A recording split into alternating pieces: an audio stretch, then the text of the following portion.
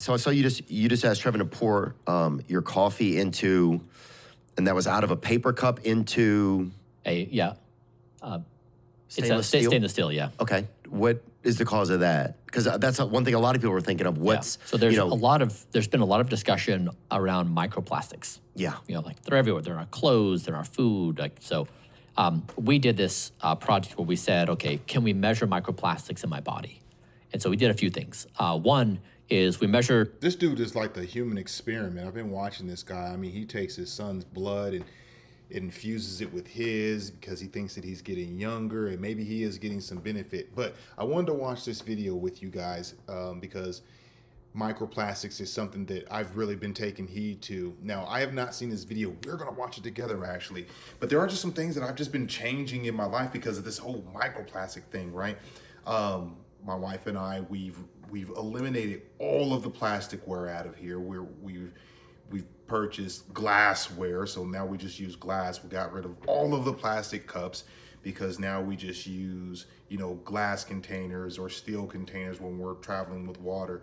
And it's just been like this conscious thing, right? But I'm gonna tell you what, you can't escape this stuff, man, because if you have plastics in the dishwasher, it's floating around and you're getting your ice cubes, it's going through plastic tubes. Like, you just can't escape this stuff. But if this thing is real, it's a big deal here. So let's continue to watch this.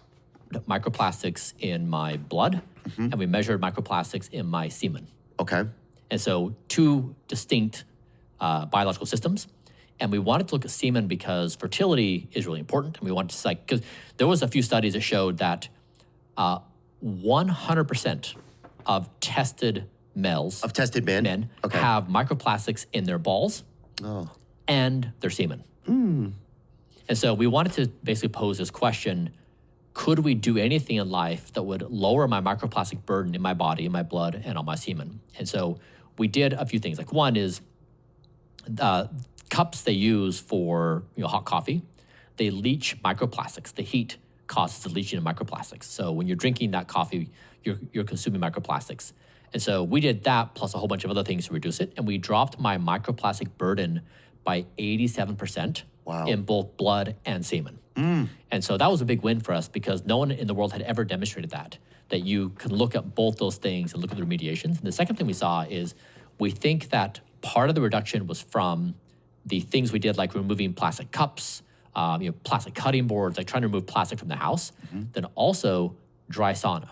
We think dry sauna was potentially, we're not sure, potentially the cause of reducing microplastics in the body overall. So it's it's the example of where if you hear a headline of like toxin, like microplastic, is scary, we try to lay out a clear path of like, you can do these things to reduce your exposure and to bring your levels down. So if we do that. Do you guys remember back in the day, if you're aged like me,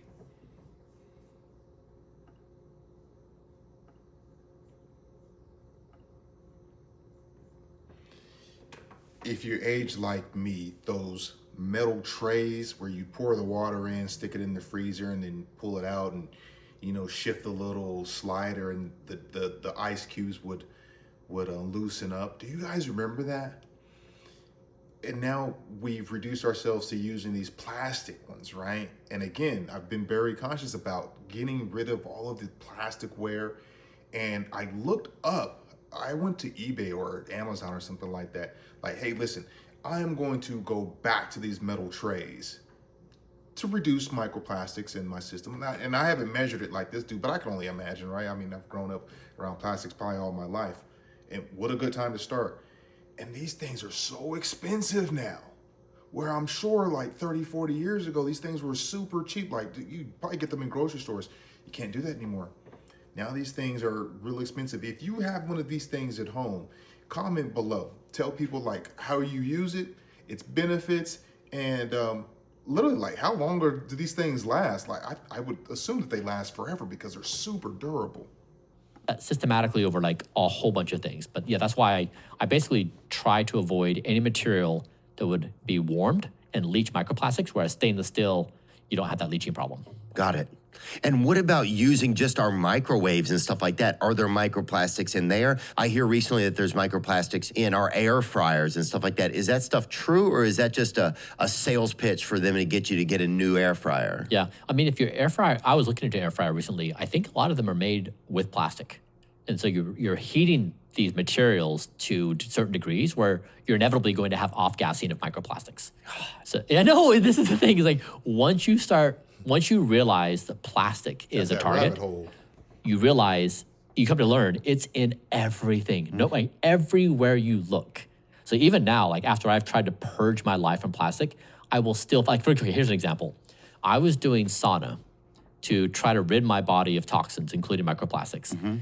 I mistakenly used a towel that was 10% polyester and 90% cotton. So there I am trying to rid myself of toxins, and I'm using it on my body, right? With the polyester, right? I'm like wiping my body with toxins. So like, like that was an idiotic mistake. But like an example, like we're just finding this forever. So we got rid of I thought that was a cotton towel, but it wasn't. But we got rid of that, but it's just forever. It's amazing how omnipresent they are. Yeah, I've actually been working with this company, American Giant, that they make, they've tried to use just American cotton and make their products just in America. Like that's, I mean, just a top to bottom America only company that makes textiles or clothing, because they don't really even have those anymore. Yeah. I remember their journey was, how do we even get a shirt made here? And it was seemingly impossible just because we don't have the looms. There's so many things we don't have. But we've been working on a cotton only underwear that would be just so it's only cotton, right? So you're not dealing with anything else. That's awesome. What fabrics have you found that are okay to kind of keep on your body that do not have microplastics in them? And which ones are the ones that people need to be wary of? Yeah, there's a list. So, I mean, one is on the cotton stuff is everything I put into my body, we test. Like all the food I eat. So we were testing clothing, and actually we tested a diaper where the portion of the diaper that absorbs the urine for the baby, we tested that, and it was like 8 times as high in glyphosate.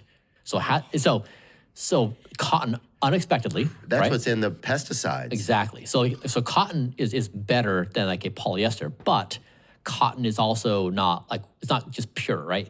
So there could be residual pesticides in your cotton. Like how fast does it come out? We don't know. But this is like, this is like dangerous, because I think a lot of people listening are kind of like, oh my God, I give up. But like, what do I do? Right. But like, I want to give you hope. Like you just slowly peel back one layer after another, like chip away. It's okay. Like we'll get on top of this. But just like, you just know that there's always these layers.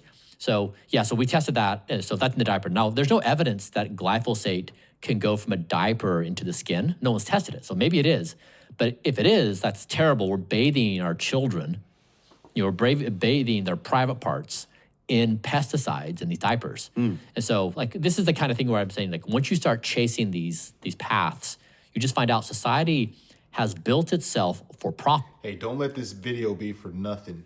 If you are taking measures out there to reduce the microplastics in your life, like list it in the comments. Let everybody know like what you're doing. These could be simple things that I can do, that somebody else can do, that you're actually already doing. Let us know. They've not built itself for life. And that's what you see everywhere.